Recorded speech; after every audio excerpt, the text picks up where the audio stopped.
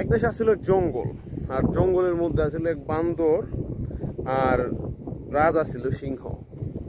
তো বান্দরে হচ্ছে গিয়া একদিন ওই সিংহর রাজা সিংহ যিনি, তার হচ্ছে গিয়া লেঙ্গুরে গিয়া টান্দা গাছ উঠে গেছে। তো এই ঘটনা দেখে তো রাজার যারা উজির নাজির তারা তো বলছে, হ্যাঁ বনের রাজা সিংহ আর সিংহের লেঙ্গুরে টান দিচ্ছে হচ্ছে গিয়ে বান্দরে।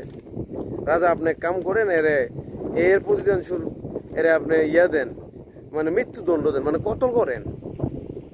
তো রাজা তো কিছুই কয় না, জিম মারে বই রয়েছে চুপচাপ। তো এই ঘটনা হচ্ছে দেখা বান্দর এসে তো আরো রায় পেয়ে গেছে। বান্দর বলছে, হ্যাঁ রাজা হয়েছে গিয়ে বনের রাজা সিংহ, মানে সরকারি পার্টি ক্ষমতায় আছে, সব পাওয়ার আছে তার কাছে, সেই হচ্ছে গিয়ে খোঁচা খাওয়ার পরে সাহস দেখাইছে না আমার বিপক্ষে কথা কইতো বা আমার কিছু করতে পারে নাই, আরে আমার ঠেকাই কাটায়। তখন সে ওভার কনফিডেন্স হয়ে আল্লাহ বনের সবাই বিরক্ত করা শুরু করছে। সে গিয়া কোনে গিয়া মহিষ গিয়া গোতা মারে, সে গিয়া বাঘেরে গুতা মারে, সে গিয়া মনে হয় গাদারে গিয়া লাথি মারে, মানে হচ্ছে গিয়া সবাই অত্যাচার। তো এইভাবে চলতেছে চলতেছে, যখন সবাই অত্যাচার করা শেষ হয়েছে তখন সবাই আল্লাহ মানে একসাথে হইয়া আইসি সিংহের কাছে, তো সিংহ আপনি তো রাজা, এনে আপনার ছাড়া এটাকে একটা সমাধান করবো, আপনি এটা সমাধান করেন, এর একটা শাস্তি দেন। তখন সিংহ বলতেছে, যেহেতু সবাই বিরক্ত ঘুরে লেছি আর তোমাদের যেহেতু দাবি বিচার করার, তাইলে আমি এর মৃত্যুদণ্ড দিলাম।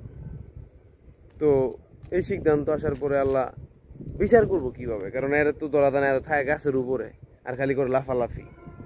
তখন সবাই মিলা গেল হচ্ছে গিয়া বান্দরের যে কমিউনিটি আছে তাদের কাছে, যে এত হচ্ছে গিয়ে এরকম করতেছে, এর তোমাদের দৈরা দিতে হইব, আর যদি দৈরা না দাও তাহলে তোমাদের সবাই কতল করা হইব। তখন সবাই বাধ্য হইয়া ওরে দৈরা দিচ্ছে, দৈরা আইনা দিছে, দিয়া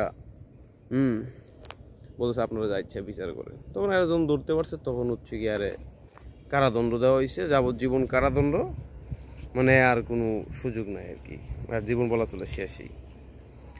তখন উজির নাজিরা হচ্ছে রাজারে প্রশ্ন করলো, রাজা আপনারে যখন খোঁচা দিল, লেঙ্গুরে টান দিল, তখন আপনি কিছু করলেন না, যখন বনের অন্যদেরকে খোঁচাখুচি করলো তখন বিচার করলেন, আপনি তো চাইলে প্রথম থেকে হারে মানে গুড়ি থেকে মুড়ি মেরে দিতে পারতেন, কিন্তু প্রথম কিছু না করে আপনি মানে পরবর্তীতে সবাই যখন বিরক্ত হলো তখন করলেন কেন? তখন রাজা বলতেছে, তোরে কি আমার কি তোর বোকা সোদা মনে হয়? আমি কি মেসে থাকি যে ডাইল খাই আর হচ্ছে পাতলা বুদ্ধি তৈরি হয়? আমি বনের রাজা সিংহ, আমি বুঝি যে কোন সময় কি করতে হইব। আমারে যখন প্রথম খোঁচা দিছিল তখন আমি খুবই অপমানিত বোধ করছি, খুবই কষ্ট পাইছি, এই জন্য কষ্টে কোনো কথাই কইছি না।